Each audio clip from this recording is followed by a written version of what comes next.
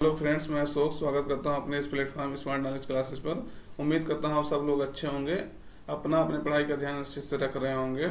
आज आप लोग को 11 अगस्त 2024 का करंट अफेयर्स बताया जाएगा। इसमें महत्वपूर्ण करंट अफेयर्स कवर किए गए हैं जो आपके एग्जाम के लिए तो इम्पोर्टेंट है ही, आपके जो है जनरल अवेयरनेस के लिए बहुत इम्पोर्टेंट है।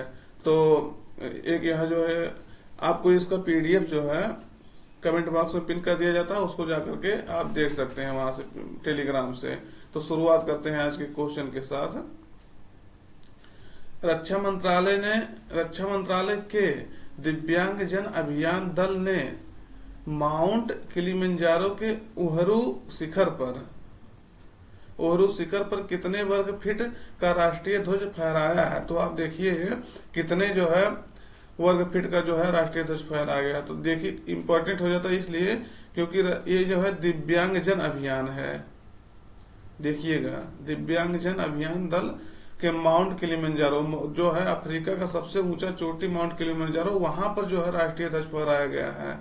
तो कितने वर्ग फीट का फहराया गया है? विकल्प में 7500, 7800, 8000, 8500 वर्ग फीट। तो सही उत्तर आपका रहेगा 7800 वर्ग फीट।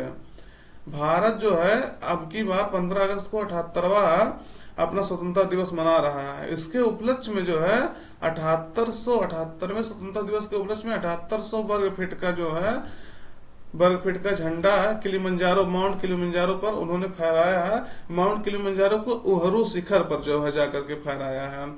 अभी इससे हम संबंधित फिगर भी दिखाते हैं आपको। तो कब फहराया है? जो 78वें स्वतंत्रता दिवस के उपलक्ष्य में फहराया है। ये माउंट किलिमंजारो जो है अफ्रीका महाद्वीप का सबसे ऊंचा चोटी है। सबसे ऊंचा चोटी अफ्रीका महाद्वीप का। कितना मीटर है लगभग माउंट किलिमंजारो? 5895 मीटर। ये एक शांत ज्वालामुखी है। इतना मीटर जो है ये ऊंचा अफ्रीका महाद्वीप का सबसे ऊंचा चोटी है। इसमें जो है ग्रुप कैप्टन, ये देखिए इसमें लिखा गया है कि अफ्रीका महाद्वीप के सबसे ऊंची चोटी माउंट किलिमंजारो के ओहरू शिखर पर 7800 वर्ग फीट का राष्ट्रीय ध्वज फहराया गया है। इसमें ग्रुप कैप्टन जय किशन के नेतृत्व वाले दल, जिसमें एक दिव्यांग थे श्री उदय कुमार और अन्य शामिल थे, जिसमें पहली बार एक दिव्यांग पर्वतारोही ने बैसाखी का उपयोग करके सफलतापूर्वक प्रयास को पूरा किया है। देखिए कितना इंपॉर्टेंट हो जाता है कि एक दिव्यांग व्यक्ति जो बैसाखी के सहारे चल रहे हैं, उन्होंने भी इस अभियान में भाग लिया और सफलतापूर्वक इस अभियान को पूरा किया।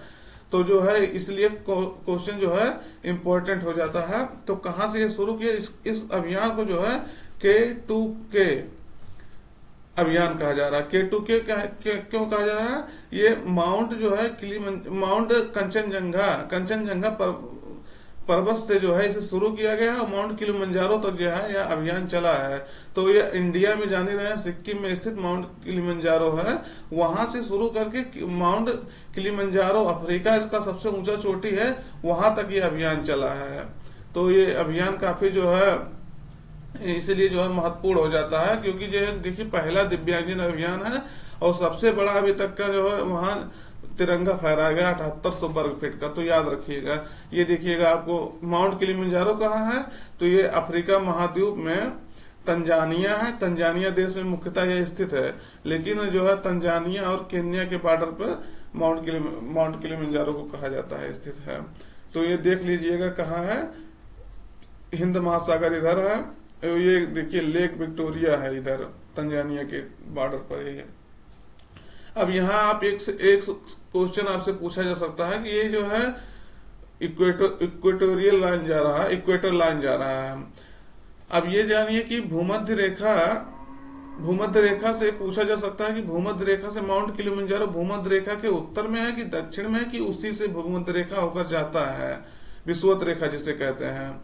तो विषुवत रेखा जो है आप ध्यान दीजिएगा, विषुवत रेखा माउंट किलिमंजारो के उत्तर से होकर जाता है। ये क्वेश्चन पूछा गया एग्जाम में, तो आपका इंपॉर्टेंट हो जाता है। माउंट किलिमंजारो इसके ऊपर से जाता है। ये देखिएगा इसमें ये इस अभियान को यह देखिए लिखा है माउंट किलिमंजारो के ऊपर ये जो है झंडा फहरा रहे हैं। तो ये भारतीय दल जो है दिव्यांग जल अभियान वहां सफलतापूर्वक ले जाकर झंडा फहराया। और ये देखिएगा ये झंडा है 7800 फीट का, पूरा यहाँ से वहां तक का। वहां ले जाकर इन्होंने फहराया है। तो क्वेश्चन जो है बहुत इंपॉर्टेंट हो जाता है। इसलिए भारत सरकार ने कब तक 20% इथेनॉल ब्लेंडिंग का लक्ष्य रखा है? अगला क्वेश्चन है, तो देखिएगा विकल्प में 2025, 2030, 2028, 2035। तो सही उत्तर आपका है 2030। भारत सरकार ने पेट्रोल में जो इथेनॉल मिलाने की जो इथेनॉल ब्लेंडिंग की लक्ष्य है उसे 2030 रखा है, लेकिन इसे 2025 तक पूरा करने के लिए 2025-26 तक पूरा कर लिया जाएगा, ये कहा गया है सरकार के द्वारा। जो केंद्रीय गृह मंत्री हैं अमित शाह, उन्होंने चीनी उद्योग संगोष्ठी कल दिल्ली में था उसको भी संबोधित कर रहे थे, तो उन्होंने कहा कि लक्ष्य जो है 2030 तक रखा गया है, लेकिन इस लक्ष्य को जो है 2025-26 तक ही पूरा कर लिया जाएगा। तो ये इंपॉर्टेंट हो जाता है। 20% इथेनॉल ब्लेंडिंग जो है लक्ष्य कब तक है? 2030 तक, लेकिन इसे 2025 तक ही पूरा कर लिया जाएगा। जो इस समय इथेनॉल ब्लेंडिंग है, इथेनॉल की प्राप्ति है चीनी उद्योग से, चीनी उद्योग से इस समय 370 करोड़ लीटर इथेनॉल जो है प्राप्त होने लगा है। यानी जो है पिछले कुछ वर्षों में इथेनॉल चीनी उद्योग से इथेनॉल की प्राप्ति जो है बहुत तेजी से बढ़ा है। तो इसके कारण से जो है जो इथेनॉल ब्लेंडिंग का जो लक्ष्य है वो पहले प्राप्त होने लगा है, पहले प्राप्त होने की संभावना है, पहले प्राप्त होने के लिए पूरा प्रयास किया जा रहा है। तो इसमें इथेनॉल ब्लेंडिंग से क्या होता है, क्या होगा? तो इथेनॉल ब्लेंडिंग जो है, इथेनॉल कहाँ से प्राप्त होता है? तो खास करके मुख्य इसका जो सोर्स है वो गन्ना है। तो गन्ने से जब प्राप्त होगा तो गन्ने के मिल को जो है इथेनॉल के लिए पैसा दिया जाएगा अलग से, उसके जो खोई बचता है उसके थ्रू बनेगा, उसके रस से। तो देखिएगा इथेनॉल चीनी के मिलों को मुनाफा बढ़ेगा, इथेनॉल जब उत्पादन उनको बढ़ेगा तो चीनी के मिलों को मुनाफा बढ़ेगा, चीनी के मिलों को मुनाफा बढ़ेगा, जिससे वो किसानों को जो है मुनाफा देंगे, किसानों को भुगतान समय से करेंगे। जान रहे हैं कितना जो है किसानों को एक बहुत ज्यादा परेशानी उठाना पड़ता है कि किसानों को समय से इसका पैसा नहीं मिल पाता है। हर जगह जो इसका देखेंगे किसान धरना देते हैं कि हमें मिलों का पैसा नहीं मिल पा रहा है। तो जब ये इथेनॉल बढ़ाएंगे चीनी उद्योग, तो जो है चीनी उद्योग इथेनॉल बढ़ाएंगे तो उनको जो है पैसा इनको ज्यादा मिलेगा, तो ये पैसा किसानों को देंगे और किसान जो है उससे किसान की जो है गरीबी दूर होगी, कह सकते हैं जो है कृषि को बढ़ावा मिलेगा। और इससे जो पेट्रोल का जो हम आयात करते हैं, जाने रहे हैं कितने पेट्रोल का आयात है बहुत बड़े पैमाने पर करते हैं। तो इथेनॉल जब ब्लेंडिंग जो होगा तो लगभग 20% जब पेट्रोल में इथेनॉल ही मिलने लगेगा तो पेट्रोल का आयात कम हो जाएगा, जिससे पर्यावरण का जो है सुधार होगा। तो देखिए किस तरह से आपस में एक दूसरे से कनेक्टेड है सब चीजें, मतलब एक चीज करने से कितना जो फायदा होगा, पर्यावरण सुधार होगा तो हमारे बहुत सारी समस्याएं जो है उसका अपने आप समाधान हो जाएगा। यानी जो है पेट्रोल में, यानी 1 लीटर पेट्रोल में 20 मिलीलीटर जो है पेट्रोल, यानी 100 को अगर एक माना जाए तो उसमें 20% जो है पेट्रोल में इथेनॉल मिलाने के लिए कहा जा रहा है, तो फायदा होगा इससे। फिर अगला देखिएगा कि हाल ही में किस आईआईटी ने वास्तविक समय में लोकेशन ट्रैकिंग के लिए ई शूज माने ई जूते बनाया है? तो विकल्प में IIT Mumbai, IIT Madras, IIT Kanpur, IIT Indore. तो सही उत्तर आपका रहेगा आईआईटी इंदौर। आईआईटी इंदौर ने जो है ऐसा किया है। तो ये देखिएगा आईआईटी इंदौर ने ये जूता बनाया है। इसमें जो है जीपीएस वगैरह लगा है जो आपको जो है ट्रेस करने में आपको जो है रियल टाइम ट्रेसिंग जो है प्रदान करेगा। सैटेलाइट से जीपीएस द्वारा ट्रांसमीटर होगा। तो ये भारतीय सेना के लिए जो दूर दराज इलाकों में काम करते हैं उनके लिए जो है बहुत इंपॉर्टेंट ये होगा। फिर अगला क्वेश्चन देखिएगा कि हाल ही में किस राज्य सरकार ने भारत के तीसरे सबसे बड़े बाघ अभयारण्य को मंजूरी दी है? तो सही उत्तर आपका रहेगा छत्तीसगढ़। विकल्प देख लीजिएगा। तो सही उत्तर आपका रहेगा छत्तीसगढ़। छत्तीसगढ़ में गुरु घासीदास वन्यजीव अभयारण्य को प्लस तमोर पिंगला वन्यजीव अभयारण्य को मिला करके तमोर पिंगला मिला करके ये देखिएगा गुरु घासीदास तमोर पिंगला टाइगर रिजर्व बनाया गया है। तो कौन? गुरु घासीदास तमोर पिंगला टाइगर रिजर्व, तो छत्तीसगढ़ में ये है। तो ये भारत का जो है तीसरा सबसे बड़ा, थर्ड सबसे बड़ा टाइगर रिजर्व होगा। तो इंपॉर्टेंट हो जाता है ये क्वेश्चन। अब यहाँ छत्तीसगढ़ में 4 जो है टाइगर रिजर्व हो गए हैं। अच्छा, छत्तीसगढ़ से संबंधित एक और न्यूज है, इंपॉर्टेंट है कि अभी हाल ही में कुछ दिन पहले कोयला खदानों की लिस्ट जारी की गई, टॉप जो है 100 कोयला खदान पूरे विश्व में। तो भारत में उसमें जो है 10 टॉप 10 में 10 टॉप 10 में 2 कोयला खदान भारत से ये आए थे, जिसमें कौन कौन से? गेबरा और कुसमुंडा। तो ये दो आपको एक क्वेश्चन जो है कवर किया जा चुका है। ये दूसरे नंबर पर था, ये चौथे नंबर पर था। तो इम्पोर्टेंट हो जाता है, छत्तीसगढ़ के कोरबा जिले में है। तो टॉप 10 में जो है ये दोनों स्थान अपना बनाए हैं, तो इम्पोर्टेंट हो जाता है इसलिए। अब इससे पूछा जा सकता है किस राज्य में है या फिर मतलब किससे संबंधित है ये खाने। और ये है देखिए गुरु घासीदास तमोर पिंगला टाइगर रिजर्व, तो भारत का तीसरा सबसे बड़ा होगा। फिर अगला देखिएगा, किसे IOA इंडियन ओलंपिक एसोसिएशन यानी भारतीय ओलंपिक संघ ने पेरिस ओलंपिक के समापन समारोह के लिए भारतीय दल में चुना है। तो किसे चुना है? विकल्प में नीरज चोपड़ा, लक्ष्य सेन, PR श्रीजेश, अमन सहरावत। तो सही उत्तर आपका रहेगा PR श्रीजेश। PR श्रीजेश को जो है भारतीय ओलंपिक के समापन समारोह में, जिसे कहते हैं क्लोजिंग सेरेमनी में इन्हें शामिल किया गया है।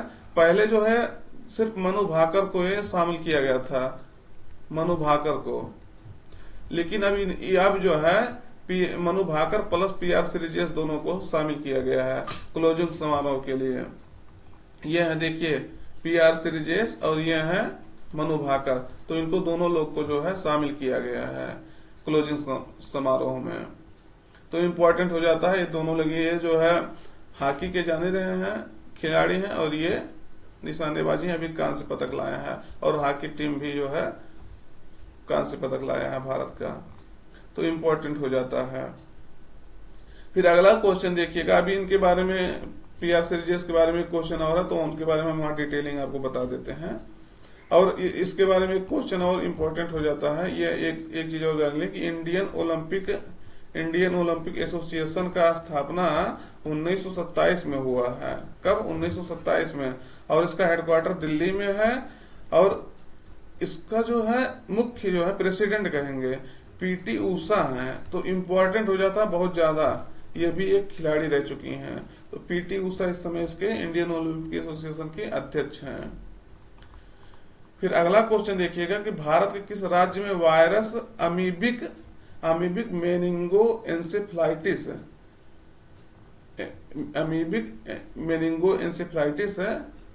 मिला है। तो किस राज्य में मिला है? विकल्प में राजस्थान, असम, केरल, उत्तर प्रदेश। सही उत्तर आपका रहेगा केरल। केरल में जो है ब्रेन पर असर डालने वाली ये वायरस का पहचान किया गया है। किस पर असर डाल रही है? ब्रेन पर। ये जो है जनवरी से ही मिल रहा है, लेकिन इसका जो है एग्जैक्ट पता नहीं चल पा रहा था। जनवरी से इस तरह के केस देखे जा रहे हैं। तो जनवरी से लगभग अब तक लेकर के 15 केस ऐसे आ चुके हैं, जिसमें लगभग 5 मरीजों का डेथ हो गया है। वहां के हेल्थ मिनिस्ट्री द्वारा बताया गया है केरला के। और इसमें मरीज को क्या होता है? मरीज को जो है फीवर आएगा, बुखार होगा, फीवर, उसके बाद सिर दर्द होगा, हेडेक, सिर दर्द, उल्टी होगा, वोमिटिंग, और जो ब्रेन जो है मस्तिष्क का दौरा पड़ेगा, मस्तिष्क का दौरा। तो ये इंपॉर्टेंट हो जाता है किस राज्य में है, उसके लक्षण क्या है। मस्तिष्क का दौरा पड़ेगा। तो ये 4 इसके विशेष लक्षण हैं। तो किस राज्य में है? अमीबिक मेनिंगोएन्सेफ्लाइटिस, तो केरला में ये जो है पाया गया इसे। अगला क्वेश्चन देखिए, किस राज्य द्वारा सॉरी, ये क्वेश्चन यहाँ थोड़ा सा गलती हो गई है, इसको नहीं रहेगा।